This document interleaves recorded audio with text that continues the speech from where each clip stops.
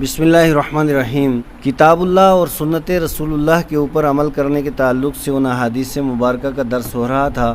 اسی سلسلے کو آگے بڑھاتے ہوئے میں یہ عرض کروں گا،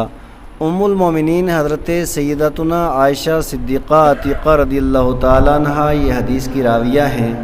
یہ بیان فرماتی ہیں ان رسول اللہ صلی اللہ تعالیٰ علیہ وسلم قال، مصطفیٰ کریم صلی اللہ تعالیٰ علیہ وآلہ وسلم نے ارشاد فرمایا، ستۃ لعنتہم ولعنہم اللہ وکل نبی، کہ 6 طرح کے لوگ وہ ہیں کہ جن کے اوپر میں نے بھی لعنت کی ہے، رب قدوس نے بھی لعنت فرمائی ہے، اور ہر نبی کی لعنت اس بندے کے اوپر ہے۔ 6 طرح کے لوگوں کے اوپر یعنی وہ لعنتی ہیں۔ اور لعنتی کا مطلب یہ ہوتا ہے کہ خدائے قدوس کی رحمت سے دور ہونے والا، یعنی خدائے قدوس کی رحمت کبھی بھی اس بندے کی طرف نہیں جاتی جو بندہ ان 6 میں سے ایک ہوگا۔ وہ 6 طرح کے لوگ کون ہیں؟ سب سے پہلے الزائد فی کتاب اللہ عز وجل، اللہ تبارک و تعالیٰ کی جو کتاب قرآن حکیم ہے اس میں زیادتی کرنے والا، یعنی اپنی طرف سے کہنے والا کہ قرآن حکیم کے اندر یہ بھی ہے، یہ بھی ہے، یہ بھی ہے، حالانکہ قرآن حکیم جو ہے وہ کامل، مکمل اور اکمل کتاب ہے۔ اور جو کتاب جس مذہب کی یہ ترجمانی کرنے والی ہے اور جس دین کی ترجمانی کرنے والی ہے، اس کے بارے میں بھی رب قدوس کا خود ارشاد ہے، الیوم اکملت لکم دینکم واتممت علیکم نعمتی ورضیت لکم الاسلام دینا، کہ خدائے قدوس نے اس دین اسلام کو بھی مکمل کر دیا ہے اور اللہ تعالیٰ دین اسلام سے راضی بھی ہے۔ تو ایک تو وہ ہو گیا، اور دوسرا والمکذب بقدر اللہ، خدائے قدوس کی تقدیر کی تکذیب کرنے والا، جھٹلانے والا، یعنی حقیقت یہ ہے کہ اللہ کے حکم کے بغیر ایک پتا بھی ہل نہیں سکتا ہے۔ پتا ہلتا ہے اللہ کے حکم سے، ہوائیں چلتی ہیں اللہ کے حکم سے، دھوپ ہوتی ہے اللہ کے حکم سے، قحط آتا ہے تو اللہ کے حکم سے، بارشیں رکتی ہیں تو اللہ کے حکم سے، بارشیں ہوتی ہیں تو اللہ کے حکم سے، وخیرہ وقدرہ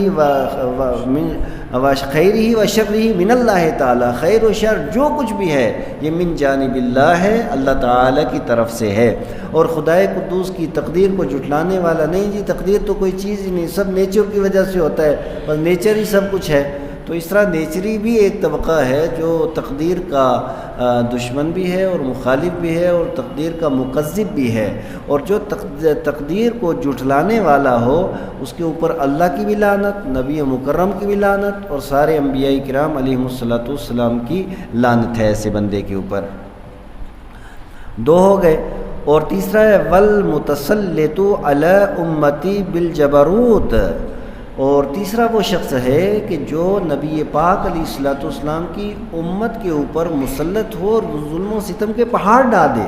اور وہ ظلم کرے، یعنی کوئی حاکم بنے تو اس کا یہ مطلب نہیں ہے کہ سیاہ و سفید آرے کا وہ مالک ہو گیا، وہ جو چاہے کرنا شروع کر دے، نہیں، وہ اگر ظلم کرے گا تو وہ لعنتی کہلائے گا۔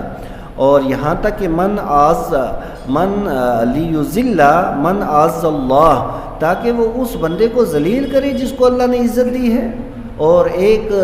عزت دار آدمی کی پگڑی کے اوپر وہ ہاتھ ڈالے اور اس کی پگڑی اچھالنے کی کوشش کرے، یعنی عزت والے کو ذلیل کرنے کی جو بندہ کوشش کرے گا وہ بھی لعنتی ہوگا، اور جو ذلیل آدمی کو عزت دینے کی کوشش کرے گا وہ بھی لعنتی ہوگا۔ یعنی اگر وہ کسی کو حکومت مل جائے یا کسی کو کوئی کرسی مل جائے یا عہدہ مل جائے، اس کا یہ مطلب نہیں ہوتا کہ وہ جو چاہے کرنا شروع کر دے، وہ نہ حلال سمجھے نہ حرام سمجھے، نہ کسی عزت والے کی عزت کو سمجھے، اور نہایت گھٹیا قسم کے لوگوں کے اوپر مسلط کر کے، عوام کے اوپر مسلط کر کے پھر ان کے ذریعے خون چوسنا شروع کر دے۔ تو ایسے لوگ جو ہیں وہ مصطفیٰ کریم صلی اللہ تعالیٰ علیہ وسلم نے ایسے لوگوں کو لعنتی قرار دیا ہے۔ والمستحل حرمت اللہ، اور اللہ تبارک و تعالی نے جن چیزوں کو حرام کیا ہے ان چیزوں کو حلال کرنے کی وہ کوشش کرے، حالانکہ خدائے قدوس نے جن چیزوں کو حرام کیا، اب ان چیزوں کو کوئی حلال تو نہیں کر سکتا نا، اور دوسرے مقامات پہ علماء عقائد فرماتے استحلال الحرام کفر،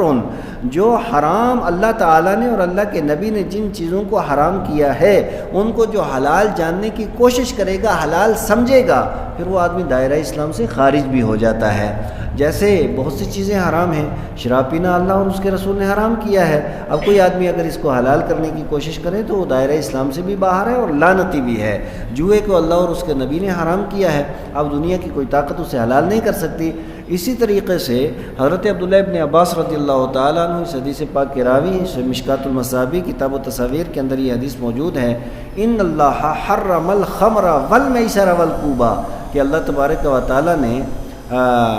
شراب کو بھی حرام کیا ہے، جوئے کو بھی حرام کیا ہے، اور اللہ تبارک و تعالیٰ نے ڈھول بجانا بھی حرام کیا ہے۔ اب یہ جو ڈھول اور کیا سے کیا ہمارے معاشرے و سماج کے اندر ہوتا ہے، اور پھر لوگ اس کو جائز بھی سمجھتے ہیں، تو پھر یہ حلال سمجھنے والے لعنتی بھی ہیں، اور پھر حرام چیز کو جو حلال جانے گا اور اسے حلال سمجھے گا پھر اس کے لیے زیادہ سخت حکم بھی ہے۔ والمستحل من اطرتی ما حرم اللہ، اور میری اولاد اور میری اطرت اور میری آل کے ساتھ اس چیز کو حلال رکھے جو اللہ تبارک و تعالیٰ نے حرام کی ہے۔ یعنی جتنے بھی سادات کرام ہیں، نبی مکرم صلی اللہ تعالی علیہ وآلہ وسلم کی آل یا حضور کی اولاد جتنی بھی ہے وہ قابل تعظیم بھی ہیں، قابل عزت بھی ہیں، وہ عزت و وقار والے بھی ہیں، ان کی حرمت اور ان کی عزت کا خیال بھی رکھنا ہے اور ہر طریقے سے ان کو عزت دینی ہے۔ اب ان کے ساتھ قتال کرنا، جدال کرنا اور ویسے ان کے ساتھ نفرت کرنا یا ان کو ذلیل کرنے کی کوشش کرنا یا ان کا حق مارنا، یہ ساری چیزیں جو ہیں وہ اللہ اور اس کے رسول کی ناراضگی کا سبب ہیں اور لعنتی ہونے کا سبب ہیں۔ اس وجہ سے ان کی عزت اور ان کی تکریم کرنا ہمارے اوپر فرض ہے۔ اور یہ بھی میں عرض کرتا چلوں کہ یہ سادات کرام کی عزت اور حرمت کا ضرور خیال رکھا جائے گا، ان کا عقیدہ بالکل صحیح ہو۔ ہاں اگر عقیدے کے اندر ایسی گڑبڑی آ جائے جس عقیدے کو مصطفیٰ کریم علیہ الصلوۃ والسلام کی شریعت نے کفر قرار دیا ہے، پھر تو خیر کسی کی تعظیم نہیں کی جائے گی۔ لا طاعت لمخلوق فی معصیت الخالق، اللہ تعالیٰ کی نافرمانی اگر کسی مسئلے میں ہو تو پھر کسی مخلوق کی کسی طرح کی بھی فرم برداری نہیں کی جائے گی۔ ہاں ان کا عقیدہ صحیح ہے، عمل ان کا جو بھی ہو وہ جانے، ان کا رب جانے، ہمیں اس سے نہیں لینا دینا، لیکن عقیدہ اگر ان کا صحیح ہو تو پھر ان کی تعظیم کی جائے گی اور ان کے حقوق کا بھی خیال ضرور رکھا جائے گا۔ اور چھٹا وَالتَّارِكُ السُّنَّةِ، مصطفیٰ کریم علیہ الصلوۃ والسلام کی سنت کو چھوڑنے والا۔ اب اس سے ذرا غور کریں، حضور کی بھی یہ سنت ہے اور سارے انبیاء کی بھی سنت ہے، اور تارک سنت کو لعنتی قرار دیا گیا ہے۔ اور اسی طریقے سے مصطفیٰ کریم علیہ الصلوۃ والسلام کی سنتوں کو آپ اپنائیے، اور ہم لوگوں کو غور کرنا چاہیے ہم اپنی زندگی کے اندر کیا کیا کر رہے ہیں۔ شادی حضور کے طریقے کے خلاف، ہمارے گھر کی جو خوشی اور غمی ہوتی ہے مصطفیٰ کریم علیہ السلام کی سنت کے خلاف، ہمارے گھر کی جو تعمیر ہوتی ہے وہ حضور علیہ الصلوۃ والسلام کے طریقے کے خلاف، بلکہ ہمارے جو لوگوں کے ساتھ اٹھنا بیٹھنا رہن سہن ہے وہ نبی پاک علیہ الصلوۃ والسلام کے طریقے کے خلاف، تو پھر کامیابی تو نہیں مل سکتی نا، ایسے لوگوں کو تو ملعون قرار دیا گیا ہے۔ اور اس حدیث پاک کو حضرت امام طبرانی نے المعجم الکبیر کے اندر، اور حضرت امام ابن حبان نے صحیح ابن حبان کے اندر، امام حاکم نے المستدرک کے اندر روایت کیا ہے۔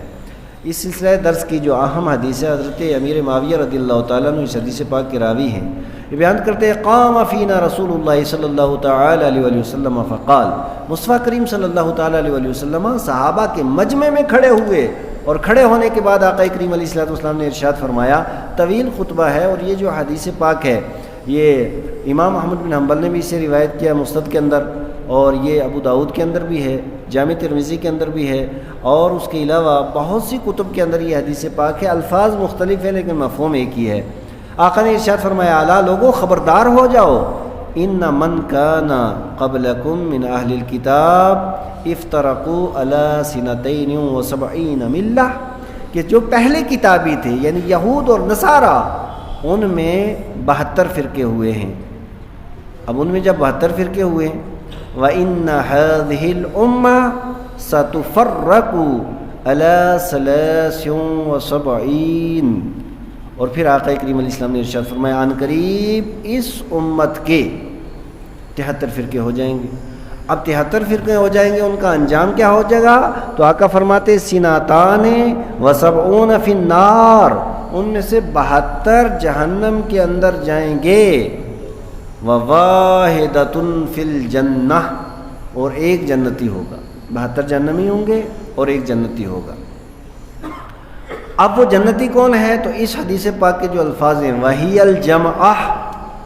آقا فرماتے وہی الجمعہ، وہ کون ہے جو جنتی ہے؟ وہ اہل سنت و جماعت ہوگی، وہ اہل سنت و جماعت ہوگی۔ اور دوسری حدیث کے الفاظ ہیں ما انا علیہ و اصحابی،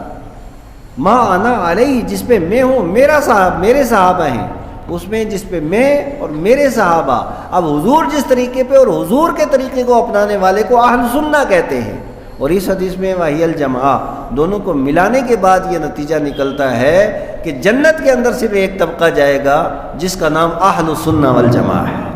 اور باقی جتنے ہیں وہ سارے کے سارے جہنم کے اندر جانے والے ہیں۔ اللہ تبارک و تعالی ان سب سے بھی ہم سب کی حفاظت فرمائے۔